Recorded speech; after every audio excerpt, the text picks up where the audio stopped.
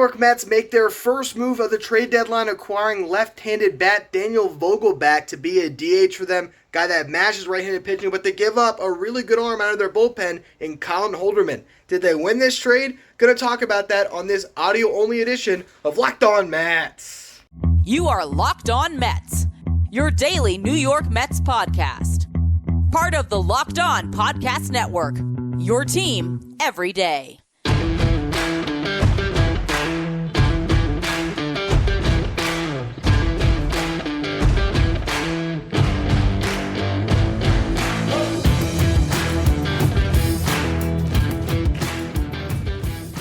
Hello to all you amazing Mets fans. You're listening to Locked On Mets, part of the Locked On Podcast Network, your team every day.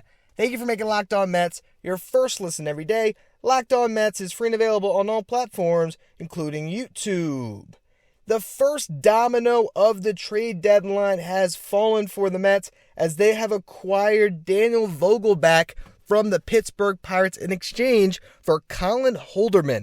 Very interesting trade that I wanted to talk about here for a bonus episode of the show. Before we get into that, though, I'm your host, Ryan Finkelstein. If you want to find any of my work, follow me on Twitter at FinkelsteinRyan. You can also find some of my writing at justbaseball.com, where I work as the managing editor, and where after I record this podcast, I'll probably rip through an article and write about my take here on the acquisition of Vogelbach.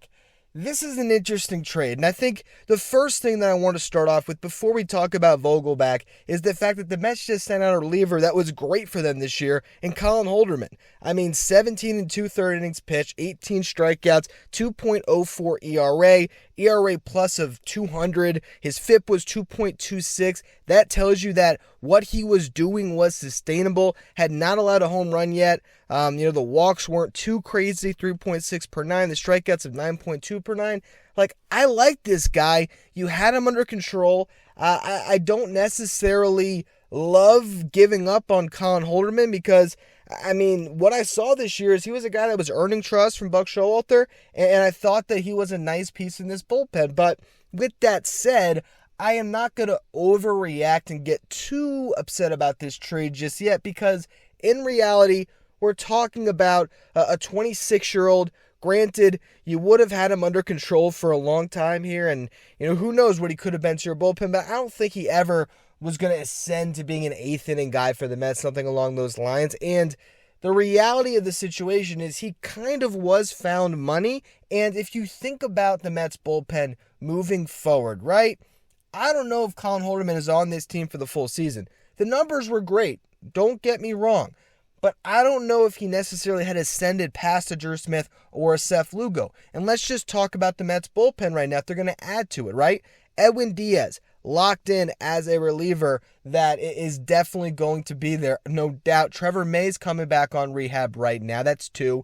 You got Adam Ottavino, Lugo Smith. You're up to 5 relievers. If you're going to keep David Peterson in the bullpen after you get DeGrom back, that's 6. You still have Trevor Williams would be 7. Tyler McGill would be 8. Joely Rodriguez potentially in the mix. You cut him, fine. You're still talking about an 8-man bullpen right now, and the Mets might add to it. So let's just say the Mets get David Robinson or Michael Fulmer or one of these guys that can be a real late-inning guy. Collin Holderman's in Syracuse anyway. So when it comes to this team, as much as my gut reaction was they traded Holderman, why? I can't get too upset about it just considering the context of this season and his role with this club. I think that as much as he has been great this year, there was a good chance that Collin Holderman was going to be in Syracuse very soon as is. And now you're getting a guy that, if nothing else, is an upgrade over a Dominic Smith and the J.D. Davis. So you look at Daniel Vogelbach, and now we get into, obviously, the heart of this trade, and the Mets have now acquired a DH option. He could play some first base, but really, he's going to DH for the Mets.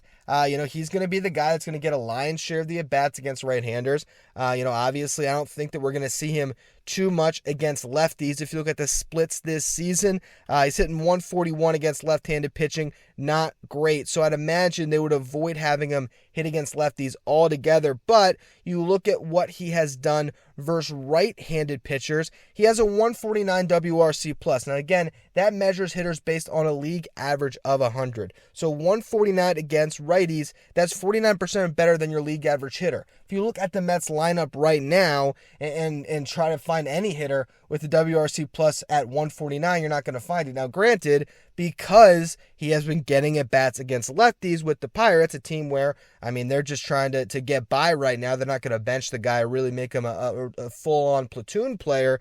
That's going to change his stats. That's going to lower his production. So his full numbers this year, a 228 hitter, 338 on base, 430 slugging, 118 WRC plus. He does have 12 home runs, so he brings more pop than a lot of the guys that are currently in the Mets lineup, 34 RBIs. What I really like about Vogelbach here, and we're going to get into some of the advanced metrics on the other side of the break, but he walks at a 14.4% clip. Strikes out at a 24.1% clip. So I like the fact that he walks a lot. That's good. He has some pop. The slugging's there. He's going to give you better at bats than you've been getting from J.D. Davis and Dom Smith. And I know that's a low bar to climb, but considering where this Mets team's at, this is a decent bat. Like it's not something that I'm blown away. This is not me saying, hey, the Mets just solved the DH because they got Daniel Vogelbach. That's not the case. But everything considered, I can't be mad at this transaction. And again, if we look at the splits, and if you want to just isolate him as just a left-handed bat against right-handed pitching, you never let him face a lefty, the numbers get a lot more impressive. As I already mentioned, you have that 149 WRC plus. You look at his average, it's 260. You look at his on base, it's 365. His slugging is 532. That comes out to an 896 OPS. His isolated power is 272. That's a really good mark. So really, I think the fact that you're talking about a guy with good plate discipline, the walk rate actually is pretty much the same lefty or righties wherever he's facing. But here's the guy that, again, he helps you. 12 of his home runs, or all of his home runs, I should say, have come against right-handed pitching. So again, if the Mets don't let him face any lefties ever, he is going to be a good half of a platoon here. I think the interesting factor here is, what does that mean as far as what else they do at the deadline? Does acquiring Daniel Vogelbach mean that they're now just going to look for the right-handed half of a platoon and basically just upgrade over what they've had this year with J.D. Davis and Dominic Smith? I think that's an option. Or are they still going to shoot a little bit higher? Are they still going to look for a Josh Bell? Are they still going to look for a Wilson Contreras? Is the Juan Soto hopes dead? And this is an indication of that, because if you're going to get Soto, who's going to be taking the bats every day, do you swing a deal for a Vogelbach? I want to talk about all this stuff a little bit more, because there's a lot of layers to it. And I also want to get into some of the advanced metrics, because they do paint a pretty picture for what this guy could be to the Mets. And they also got him for a couple of years beyond this season. So I want to talk about all of that a little bit more in just a minute. But before we get into that, BetOnline.net is your number one source for all of your betting needs and sports info. Find out the latest sports developments, league reviews, and news, as BetOnline is your continued source for all of your sports wagering information, including live betting, esports, and scores. BetOnline.net is the fastest and easiest way to check in on all your favorite sports and events, including MMA, boxing, and golf. Head to the website today or use your mobile device to learn more about the trends in the action. BetOnline, where the game starts.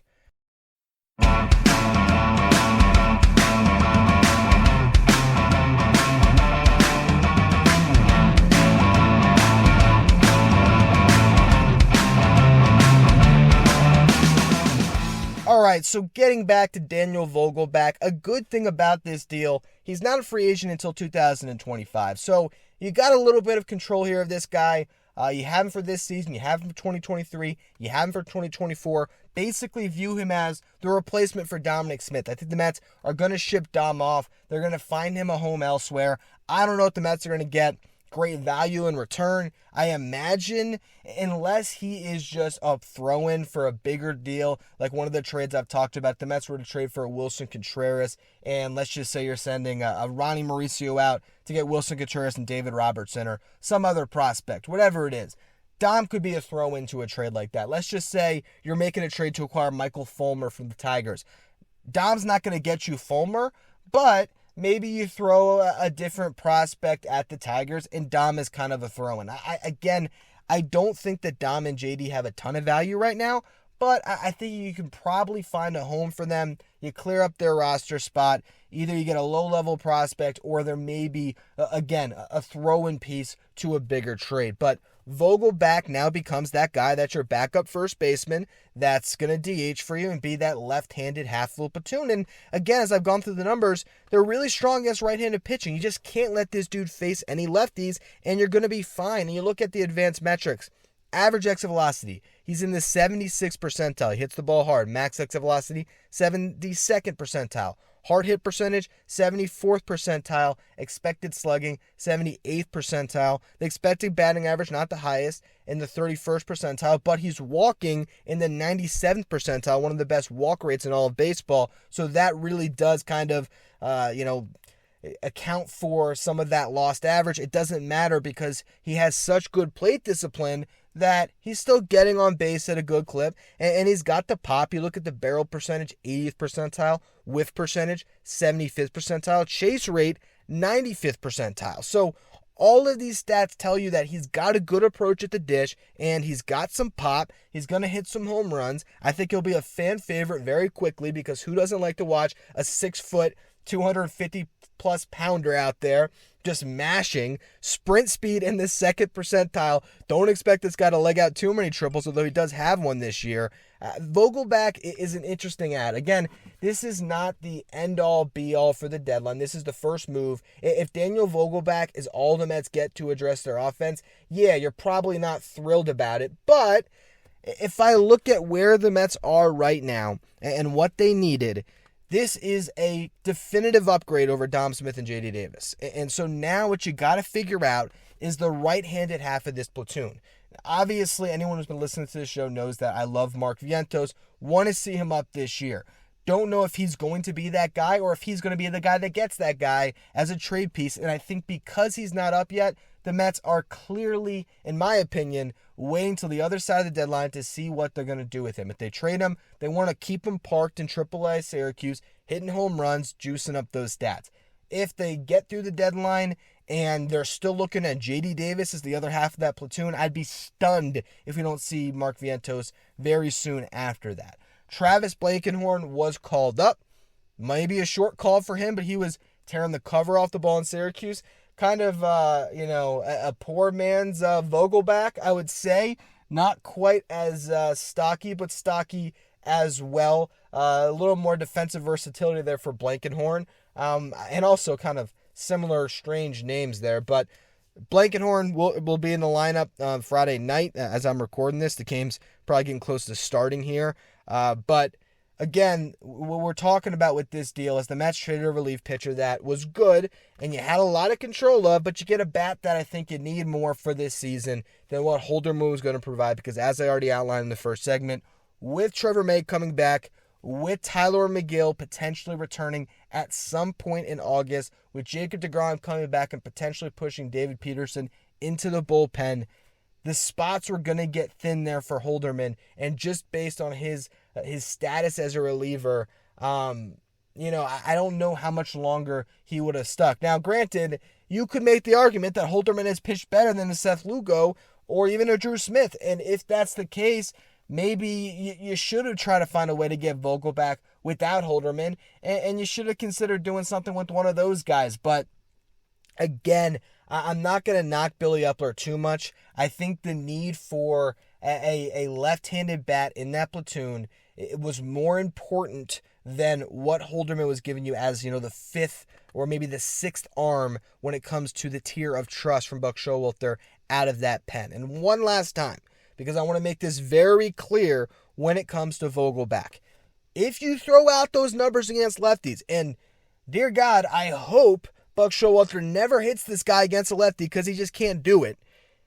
You're talking about a 260 hitter, 365 on base, 532 slugging, 896 OPS with a 149 WRC plus and 12 home runs in how many at-bats here? We're talking against right-handed pitching. 173 at-bats. That's solid. That's a solid bat for you. You look at his career numbers, and he had a 30 home run season in 2019 with the Mariners. He struggled, a lot the last couple of years, but he's turned things around this season. It's such a minimal thing to give up to acquire him, to trade a reliever to get a bat.